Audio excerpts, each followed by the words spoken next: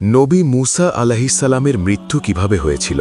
হাদিসে এসেছে, মুসা আলাহিসাল্লামের বয়স যখন ১২০ বছর তখন মৃত্যুর ফেরেশতা মালাকুল মাউত মুসা নবের জান কবজ করতে আসেন, কিন্তু মুসা আলাহিসাল্লাম রাগান্বিত হয়ে ফেরেশতাকে থাপ্পড় মেরে দেন। তখন ফেরেশতা আল্লাহর কাছে গিয়ে বললেন, আপনি আমাকে এমন এক বান্দার কাছে পাঠিয়েছেন যে কিনা মৃত্যুবরণ করতে চান না। আল্লাহ তাআলা তখন ফেরেশতাকে বললেন, তুমি তার কাছে ফিরে যাও, গিয়ে তাকে জিজ্ঞাসা করো সে কত বছর জীবিত থাকতে চায়। সে যেন তার একটি হাত একটি গরুর পিঠের ওপরে রাখেন, তার হাতে যতগুলো পশম উঠবে প্রতি পশমের বদলে তাকে ১ বছর করে জীবন দেওয়া হবে। ফেরেশতা তখন মুসা নবীর কাছে এসে আল্লাহর এই সংবাদ তাকে জানালেন। মুসা আলাহিসাল্লাম তখন ফেরেশতাকে জিজ্ঞাসা করলেন, হে মালাকুল মাউত, এই বছরগুলো অতিবাহিত হবার পর আমার কি হবে? তখন ফেরেশতা উত্তরে বললেন, তারপর আপনার মৃত্যু হবে। তখন মুসা আলাহিসাল্লাম বললেন, মৃত্যু যখন হবে তাহলে এখনই হোক। এই কথা বলে ফেরেশতাকে তার জান কবজের জন্য অনুমতি দিলেন এবং ফেরেশতা মুসা আলাহিসাল্লামের জান কবজ করলেন, আর এইভাবেই মুসা আলাহিসাল্লাম মৃত্যুবরণ করলেন।